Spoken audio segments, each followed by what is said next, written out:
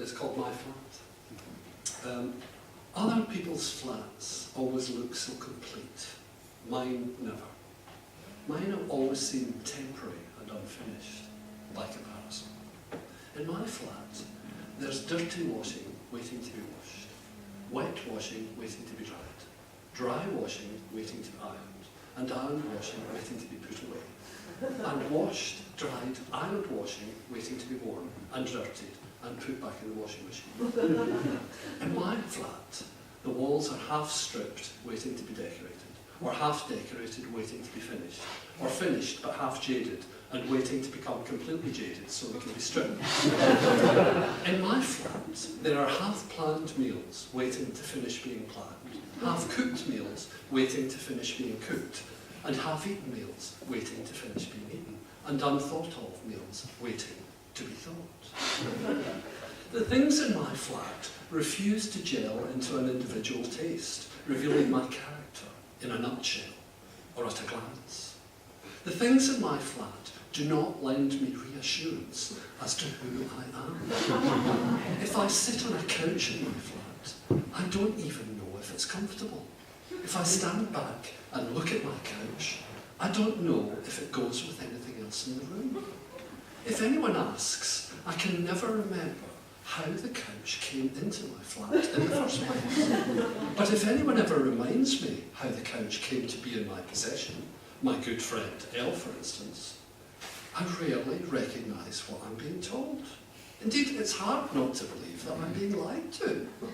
But when I was in the shop buying the couch, I know I would have acted as though I was quite certain that it's just right, my taste exactly, very comfortable, just what my flat needs, and that I know exactly where to put it in my flat. But the truth is, before buying anything, I feel only tension and panic. My purchases are normally based on the desire to bring the tension and panic to an end,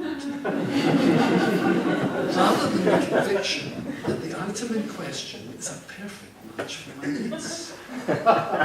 And immediately after the purchase has been completed, I am utterly certain that I have made absolutely the wrong choice, and that resignation and disappointment will be inevitable when I get the fucking couch home. I will see immediately that it fits nowhere in my flat and goes with nothing. So I am out in a furniture shop looking at tables. They all seem equally ugly, and I cannot imagine any of them anywhere in my flat. Tension and panic are building as usual.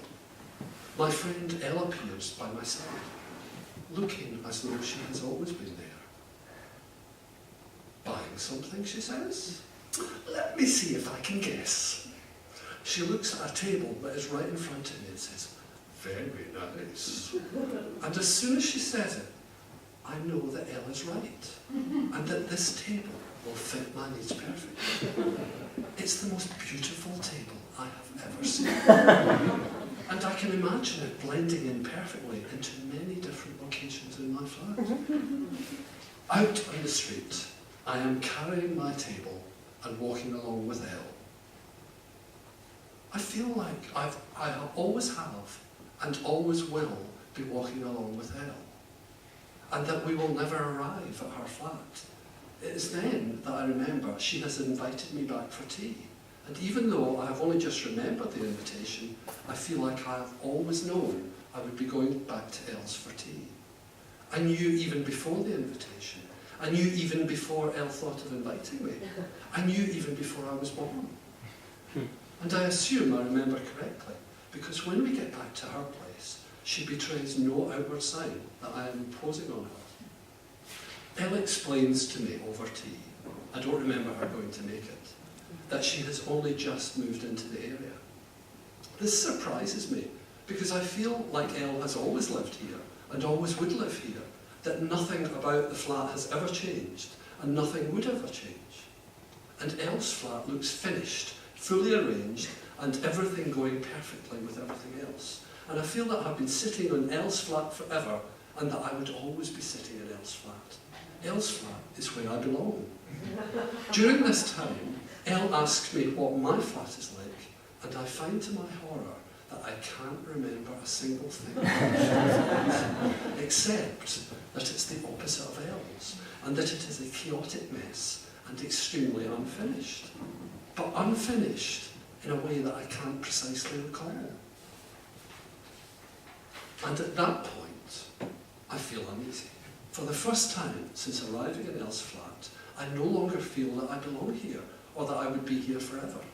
My new feeling is that I must get home and finish my flat and make it like Elle's. Coherent, complete, looking as though it must be exactly like it is, and that it couldn't be any other way. As soon as I get home, I immediately set to work. I unpack and set up my new table, I move everything round, I tidy up, I paper and paint, I wash, I dry, I iron, I put away, I answer all the unanswered messages, and I cook all my uncooked meals, and I fulfil all my unfulfilled obligations. But after hours and days and weeks and months of work, it makes no difference. My fat flat still looks temporary, unformed, and incomplete.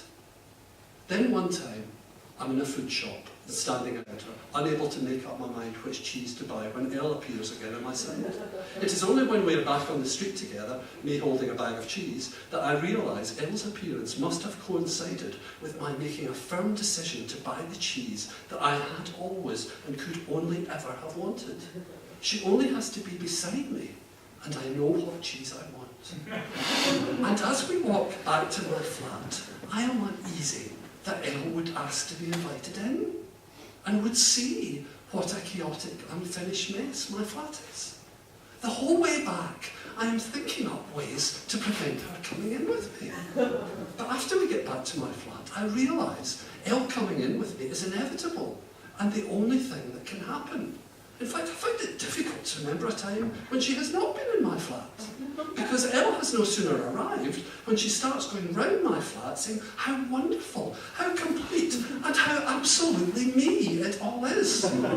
While she's going round, I have no doubt that what she is saying about my wonderful flat is absolutely true, and it's always been absolutely true. Then suddenly, Elle decides she has to leave. She has to get back to make her flat look exactly that way my flat is the only way that flats should look. And after she left, I went round my flat, eagerly seeking confirmation that it was as good as she says. But I'm disappointed. With Elle gone, my flat looks an incomplete and unsatisfactory mess again. Several weeks later, I meet Elle. She takes me back to her flat again. I could not believe my eyes. Everything about Elle's flat had become an absolute replica of mine. Right down to the half-papered walls, the unwashed washing, and the half-eaten meals. But instead of this seeming like an unsatisfactory mess, here in Elle's flat, it looked charming, thoroughly satisfying and inevitable, as though it had always been and always would be like this. I rushed home in some excitement, hoping against hope that what worked so well in Elle's flat would produce the same result in mine. But when I got home, my confidence drowned. The half-papered walls, the unwashed washing, and the half-eaten meals, which had seemed so satisfying in Elle's flat, in mine looked merely trivial, affected, and chaotic. Thank you.